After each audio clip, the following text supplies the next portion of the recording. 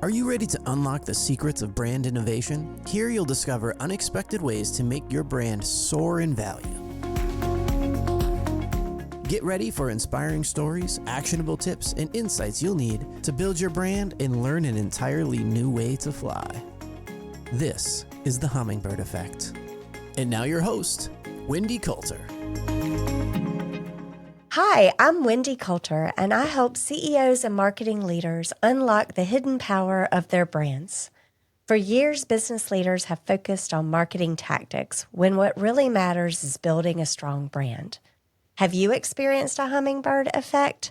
Like the coevolution of the hummingbird and the flower, small innovations in branding can lead to surprisingly big results in other areas of the business, like an increased valuation, a new product launch, a stronger culture, or many other things. Thank you for joining us for the show today. I have Hanna Jernigan with me as usual, our marketing strategist from Hummingbird Creative Group. Good morning, Hanna. Good morning. How are you today? Doing pretty good. How are you doing? I'm doing good. We're both in our colorful blouses and white pants today.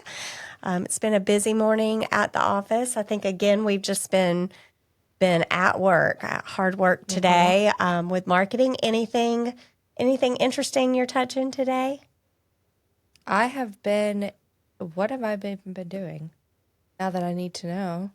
I've been doing a couple event planning, some website SEO, focus. All the things. Yeah, I had a great conversation with a client this morning about voice of the customer.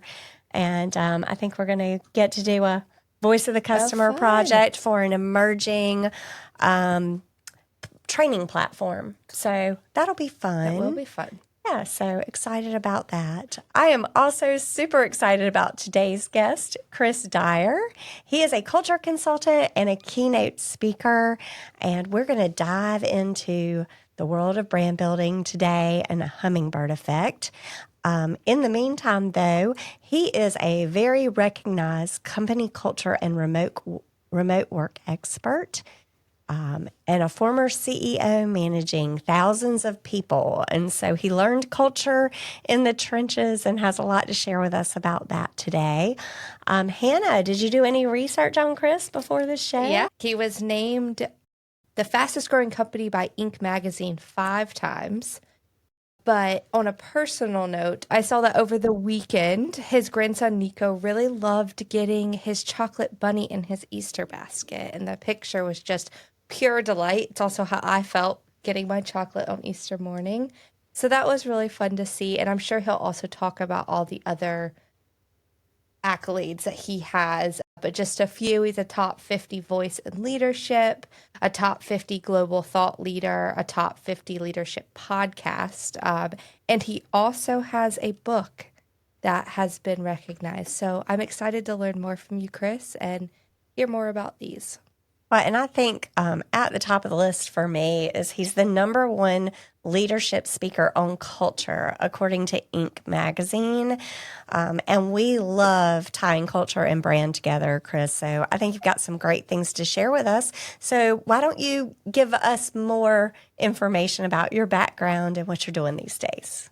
Sure. So you've all done a great job of kind of sprinkling in some different stuff. I really appreciate it. And thank you for having me here today. I'm sort of an accidental fill in the blank. Like I'm an accidental CEO, I'm an accidental author, I'm an accidental keynote speaker. And I think I just get curious about things and I like to try new things. And there's 5,000 things that I tried and got curious about that I totally failed at that you'll never know about. But I, was able to do well with a few of those things. And those are sort of the things that kind of end up on my resume or things that I continue to do and explore. And so I'm just a person who's curious about why things work the way they work and how do we sprinkle in some magic or turn this little lever over here or do this little thing over there that suddenly, gets us an extra 20% in whether that's engagement or that's sales or that's happiness or that's, efficiency, whatever that is. I think that's where my brain always kind of sits is it's got to be like a little something we can do over there just to make this better.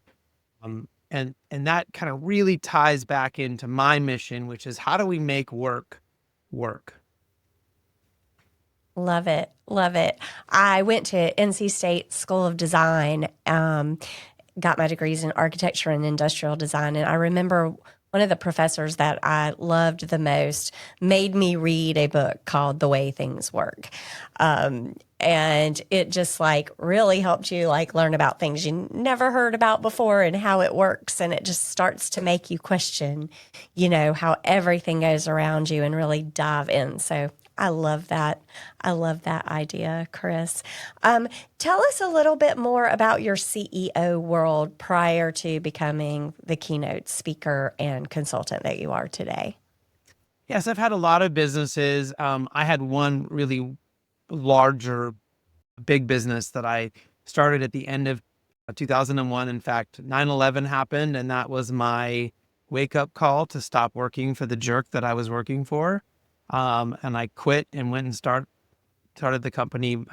November 1st, I think, was the date we started the new company. So in less than 2 months, I went from, working for this person I couldn't stand, but having total job security to, working for myself, having total freedom and worried that I wasn't going to be able to pay for tuna next week to feed myself. And I ran that company until the end of 2021. So about 21, 22 years of running that organization. And at the end of it, I had to say goodbye to a few thousand of my amazing employees, and they're now doing great with the new company that bought them.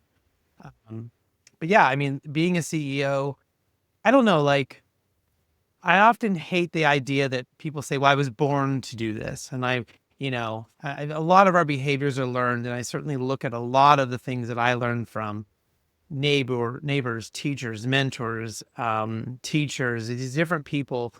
And it's really easy to say, well, I was born to be a leader. I was born to be a CEO, because I always naturally took on those roles. But I really think I learned so much of that from really important people in my life, even very early on, to see them step up and be leaders, see them step up and solve problems, see them step up and make things better for the people around them. And that just always seemed the right way to do things for me. And I think that's why I always gravitate to that CEO position. Well, congratulations on that success. It's rare to meet a CEO who has grown to thousands of employees and learn about that journey. So congratulations for that. Congratulations on selling, another big accomplishment. So, and thank you for giving us your time today. So I'm going to move us towards the hummingbird effect, which I'm pretty sure from the way you have been talking about levers, you totally understand the idea that just a small change can have a huge impact on different areas. And so let's talk a little bit about that. If you can, share a specific instance where seemingly small change in your company's marketing or branding or sales led to a significant change in another area of the business. Yeah, so actually I talk about this in my culture work, that I have 7 pillars that make a great culture. And one of those pillars is uniqueness. And what makes us unique, what makes our employees unique, is a really important question. And it should be something we're very curious about, as opposed to what makes us all the same. So I find this crazy juxtaposition happening in an organization where, from a marketing perspective, we spend all day in these meetings talking about what makes us different and how we can stand out. And yet we turn around and well, how do we go find other employees just like the employees we already have?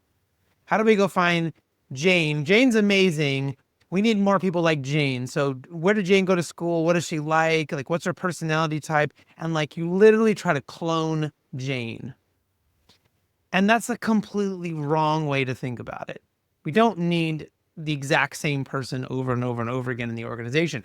There may be certain traits that we value, but it's really about thinking about those employees as very unique people and celebrating what makes them unique as a way to kind of drive our diversity of thought and have new ideas and innovation in the organization. And so it's if we can kind of take that thought process and put it in there.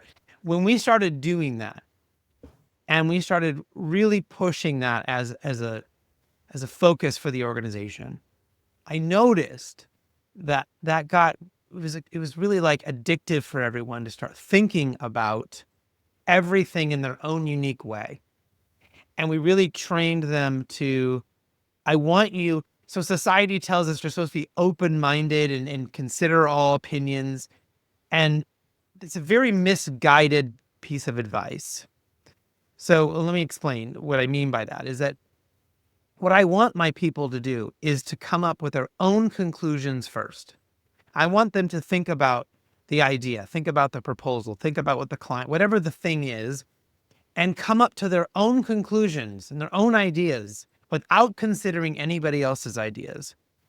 And then if they have a really solid foundation on what they think is right and what they should do, then come to the meeting and listen to everyone else's ideas, and then be open to how do we add on, how do we collaborate, how do we go? Because what we end up doing is we don't think about it, and we just show up to the meeting saying, I'm going to be open-minded and I'm not going to, they haven't really thought deeply about the problem or deeply about what we're trying to do. And then they end up just picking the thing from the person who's the most senior, who's the loudest, who's the most extroverted. And we miss out on all these great ideas. So for me, it wasn't about wasn't like I changed a word on a website and suddenly we got 50% more sales. It was about empowering people to really get confident about what their ideas were and what they thought they wanted to do, so they could show up to the meeting and better advocate for those ideas and help everyone else understand what they were seeing, what they were thinking, so we could ultimately get to the best idea. Not the idea from the loudest person, not the idea from me, the CEO or the senior whatever, but like whatever the best idea was, even if you were day 2 in your journey in our company, like how do we get the best idea regardless of anything else to the top of there? And we really had to help people understand how to think that way. And that for us, that was the biggest shift.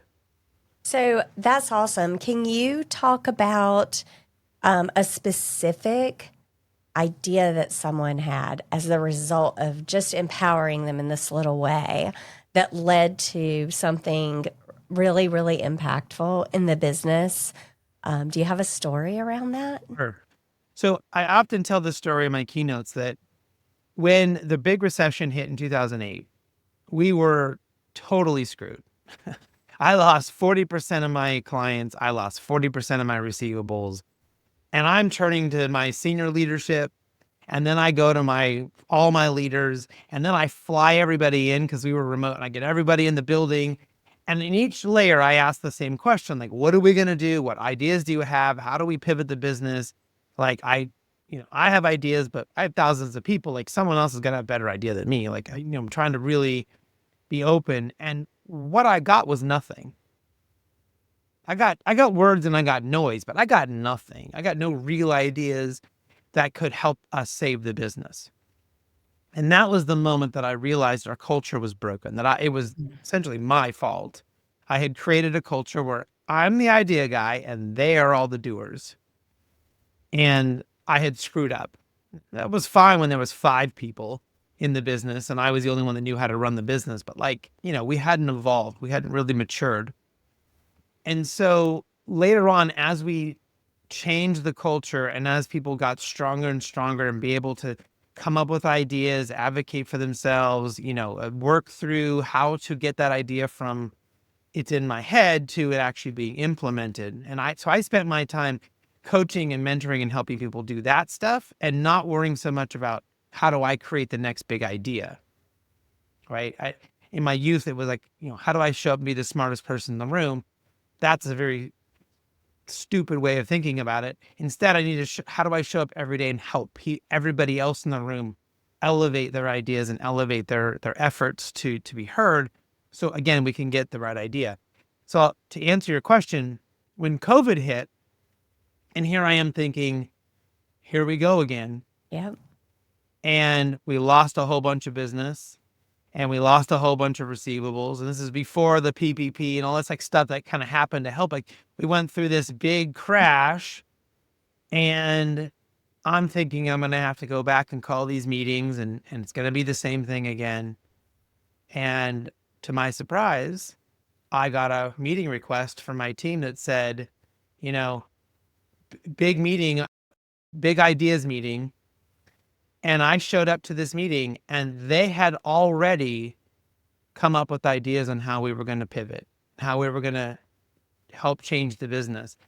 Before I even got to the point of asking for that meeting, they had already come up with ideas.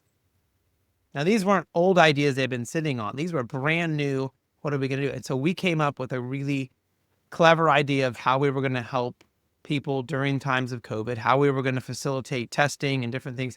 And so we ended up making millions more dollars than we would have made during that same period of time because of COVID. Even despite the amount of losses we had, we made millions more dollars off of their great ideas, right? And so that little shift would have never happened. We would have been back into panic time and just sat there and it would have been the same thing. It would have been Groundhog Day all over again.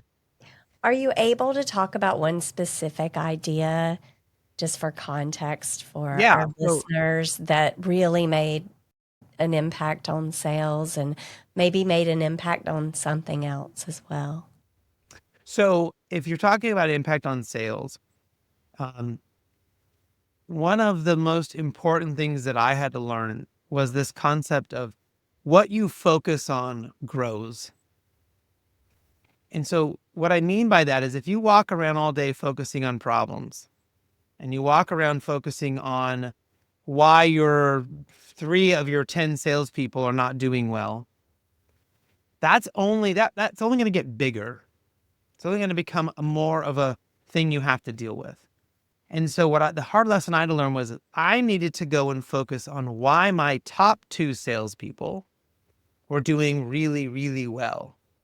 Why was it these 2 people were getting like 80% of our new deals in the door?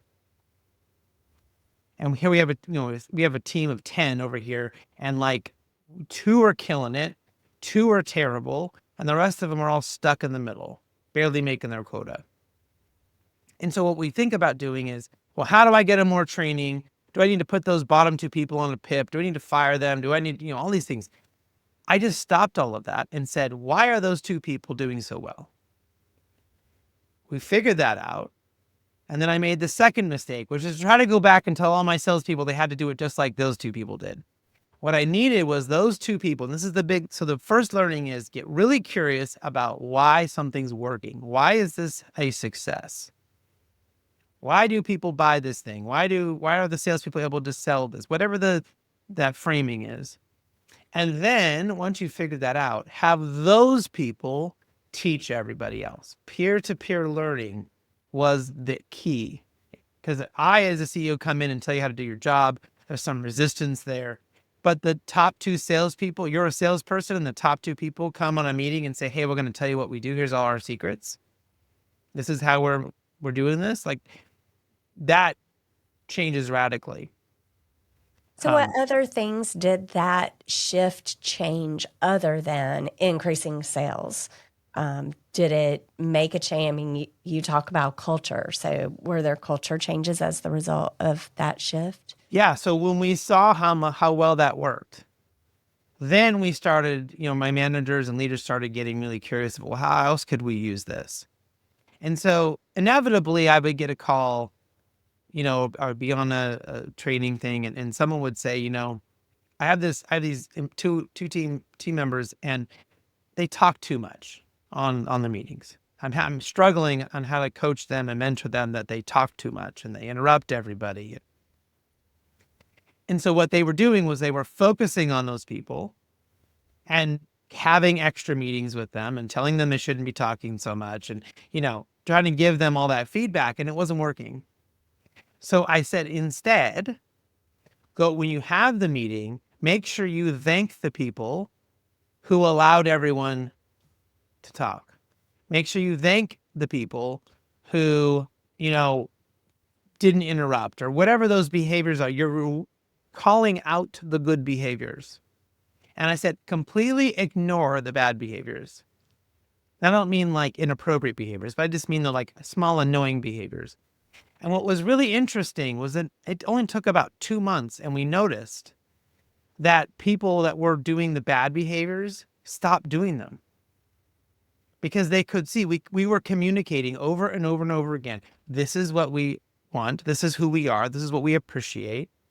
And those people wanted that validation. They wanted to be called out for doing a good job in the meeting. And so it was a different way for them to learn, if I keep interrupting everybody and I keep talking for too much during the meeting, my boss doesn't like that. My team doesn't like that. And so that was a really interesting shift that we had to figure out. And it takes a little, untraining from the manager's standpoint, right? But it's call out what's working, what is good, and reward and talk about that until you run out of breath, and stop talking so much about all the stuff that isn't working. Yeah, I love that. So it's a shift towards positivity. It's a shift towards gratitude. Instead of being worried about all of the negatives, how do we focus on the positives to keep us moving forward? Do you want to stay ahead with insightful tips and industry-leading knowledge to build your business value through better branding? Sign up for the Birds of Wisdom email newsletter from Hummingbird Creative Group. The newsletter is packed with expert advice and the latest trends to help you elevate your brand. Visit hummingbird-creative.com today to subscribe. Don't miss out. Join the community and let's soar together. What do you feel like you've learned from that now? And, we are in the middle of another really interesting time. This time it's a geopolitical change in the world that is affecting it. What can you take from what you learned there? And what are you bringing to the table now in your keynote speeches, your consulting, to let people know there are some good opportunities in front of us, right? I mean, I think everyone needs a little positivity shift right now in the world that we're in, but how do you turn that into real action in such an uncertain world like we're in right now? Yeah, when I'm going in to speak, I'm really trying to help people unlock their brains and help them reach that moment when they go, oh, I need to do something different. Now, I try to make sure I give everybody some tactical things they can do, but in an hour, it's sometimes difficult to get too deep there. So it's more about that unlocking. But when I go in and work as a consultant, it's about getting super hyper focused on what's working. So examples would be recent examples with clients. This client brought me in and she said she really wanted to grow her business a lot. And I said, great. So we looked at all of their different business lines. Only one was working. The other 9 were all experiments, and they were all like things they wanted to work and things they've been trying to make work. They have one that is 80-90% of their sales. It's almost all of their profit. And all these other 9 projects are complete waste of time. You could argue maybe one could turn into something eventually. And so by eliminating, we literally let's stop for 6 months. We're not going to focus. Somebody wants to buy one of those things, cool, we'll sell it. But we're going to stop marketing those other 9 things. We're going to stop putting time and effort in meetings. If this is the thing we do really well, can we go do 10x of that? And what was really interesting for every employee's behaviors, it was the same thing. Where do you get your leads? Where do you get your business? And when they would do the same exercise, and 80% of my business comes from this type of person.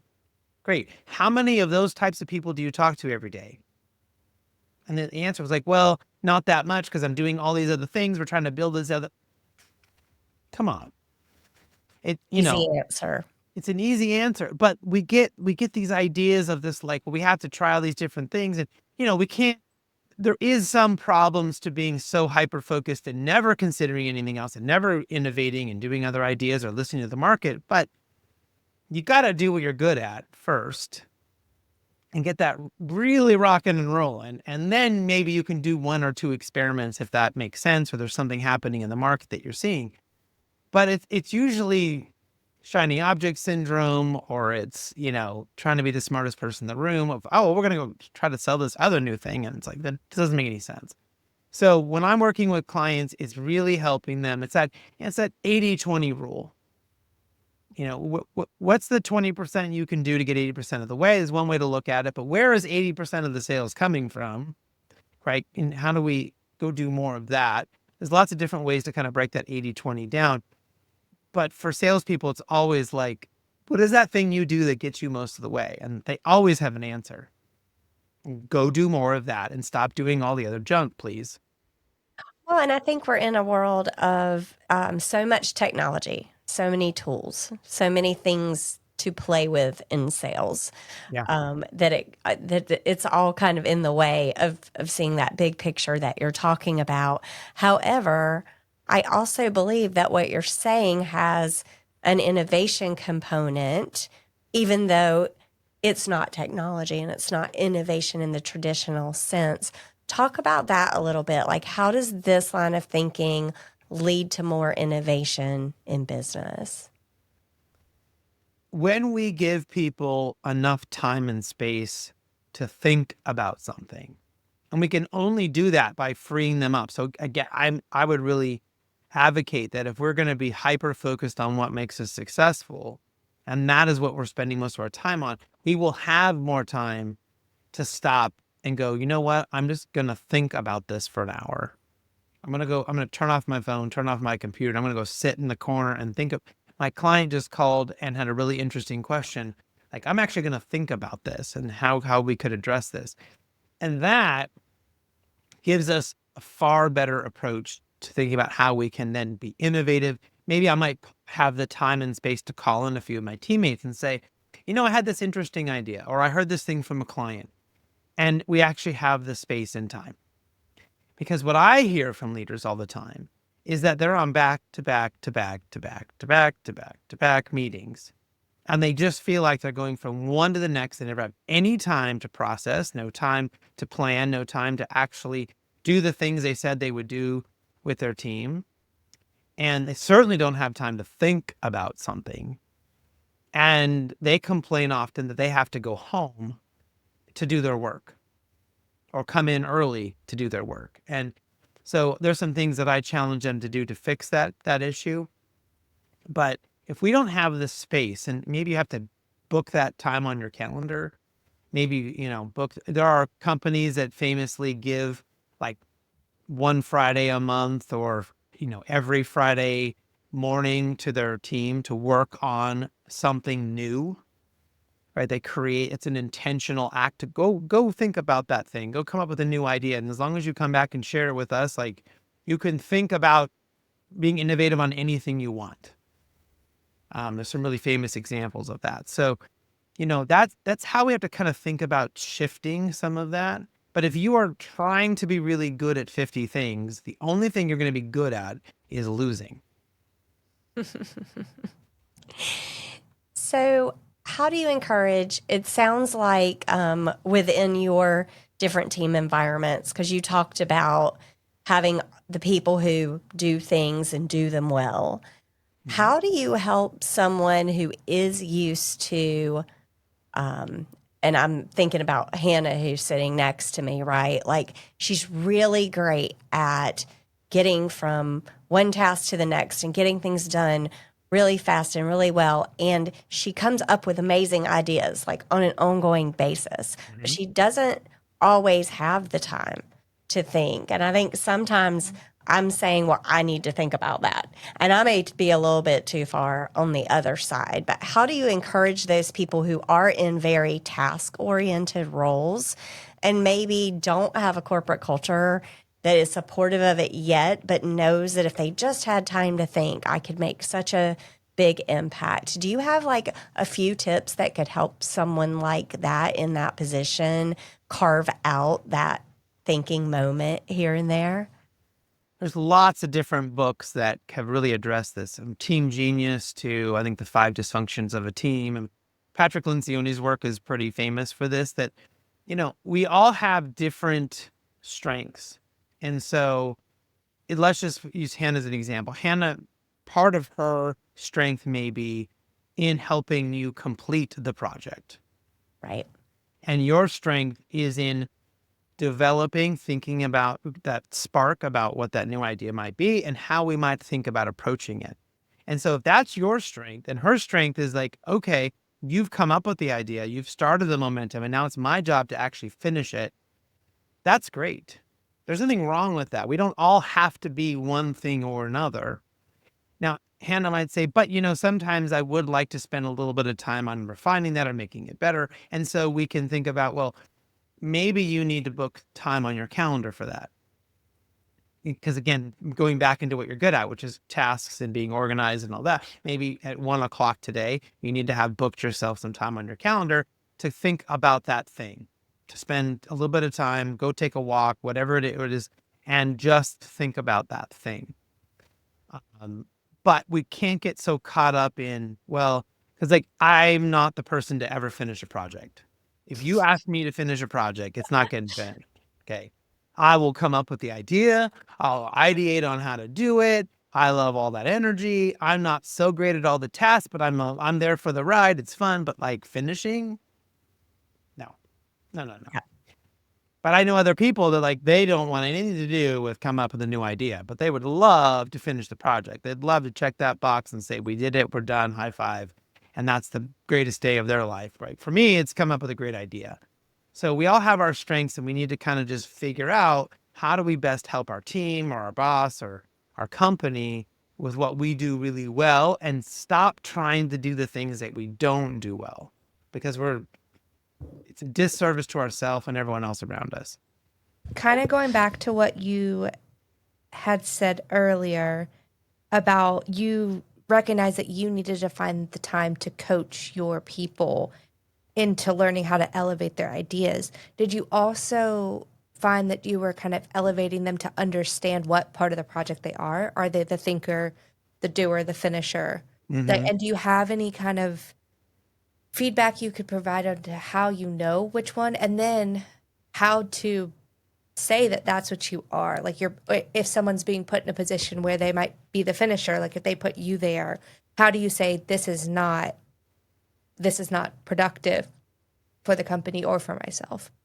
Yeah, I mean, so in some regards, like that's, I think, why leaders exist, why managers need to be there to help kind of referee a little bit of that stuff and kind of recognize, well, geez, I've got 6 people on my team and they're all very task oriented and none of them really want to do the strategy stuff. Or I've got 6 people might come in, all they want to do is strategy and they never get to the task. Like, how do we balance all of that?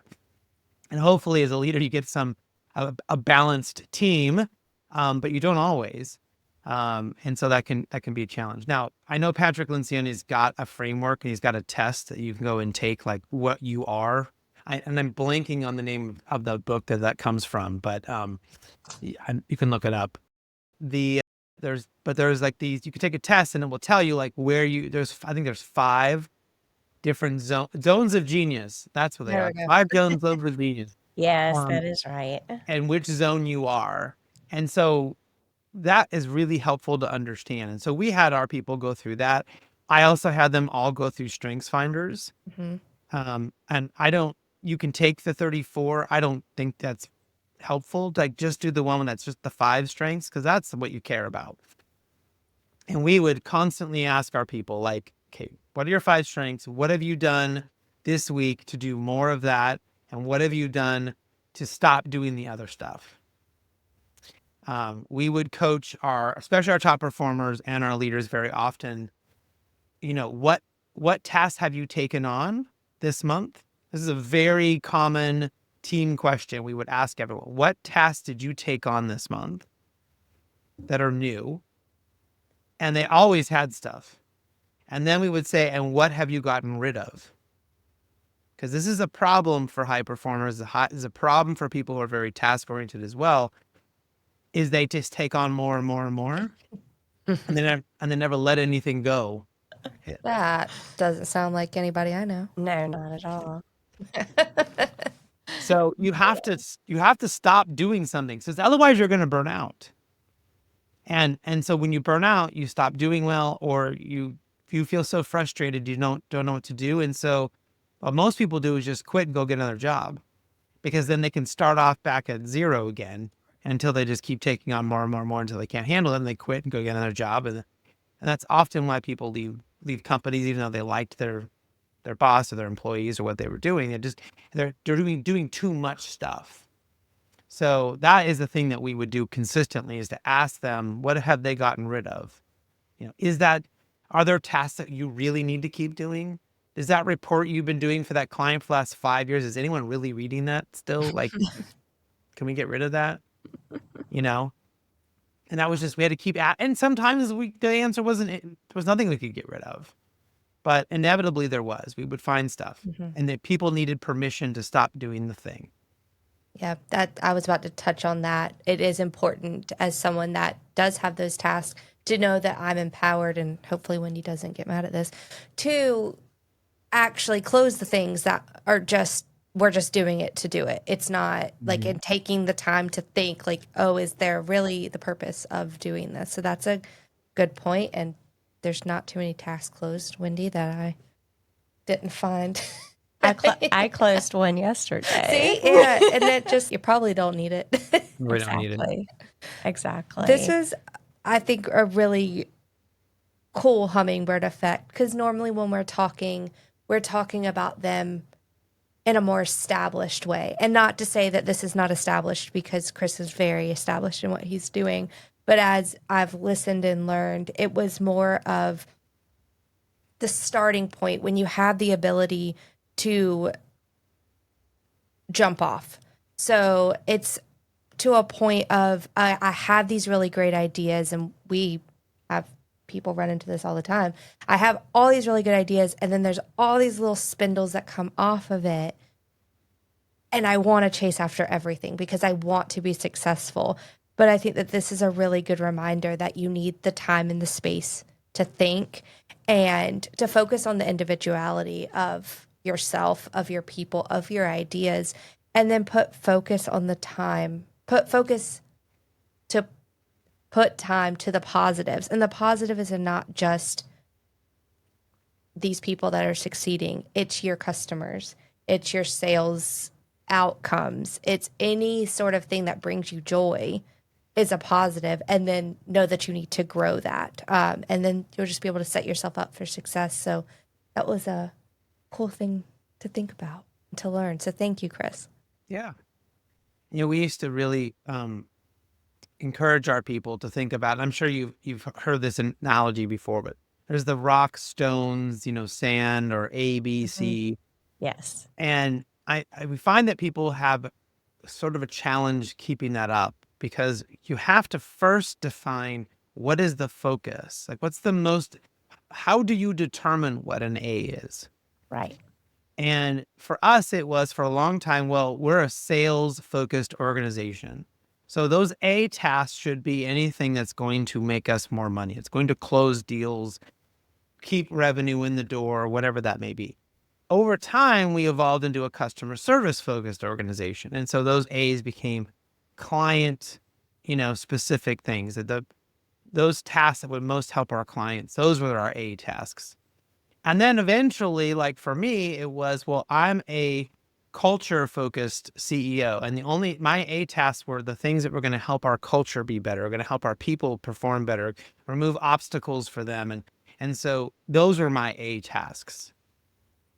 So you have to have that focus first so that you can prioritize those things. And I find that is absolutely the most freeing thing for the average employee, to know how do they create that list, because they can do it based on their own values and what they think is a priority. But then they find they're bumping up against the organization and their team and their boss saying that, well, you didn't prioritize this correctly. And if we know what the priority is, then it's easier to kind of come up with that, and to know which of those C tasks can just keep being pushed off to the next day, or maybe never even get done because they're not actually that big of a priority, if we know what the priority is. Yeah, I love that. Yeah. I love that.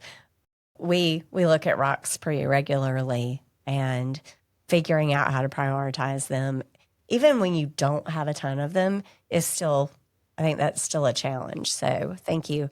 Thank you so much for that. Well, is there anything else you'd like to share with our listeners Other than let everybody know how to get in touch with you, maybe talk about the 2 books. I'd love to hear more about the books.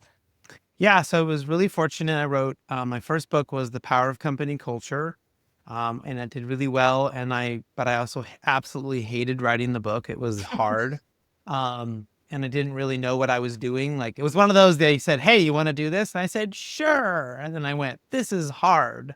um, so and then they came back to me. The publisher came back years later and said, "We want you to write another book." And I said, "No," like 10 times. And they said, "Listen, you can write on anything you want." And I said, "Fine, I want to write on remote work." And they said, "No, no, no, not remote." I said, no, you said whatever I wanted. That's what I'm writing it on." So I got really lucky that the book came out right as the pandemic started. And so I wrote about how our organization operated and how remote work really works. And that one did really well. And then they came back to me again and said, "Let's do a third." And I said, "Instead of the third, how about we just fix the first one?" Because the second book, I got really good at writing. I had figured it out. We created a much better book. And so let's go back and fix the first one and make it what it should have been. And so in that book, we've got some amazing case studies with NASA, Caesars Entertainment, VaynerMedia, that's Gary Vaynerchuk's company, Southwest Airlines. I mean, just a lot of really cool companies. So it's not just the story of my company and what I think you should do, which clearly I'm right about everything. Kidding. But it's the stories and what's working for all these other top organizations, so we can give a lot of perspectives. In fact, the Caesars Entertainment case study is actually an intentionally opposite approach of what I tell you should do with recognition.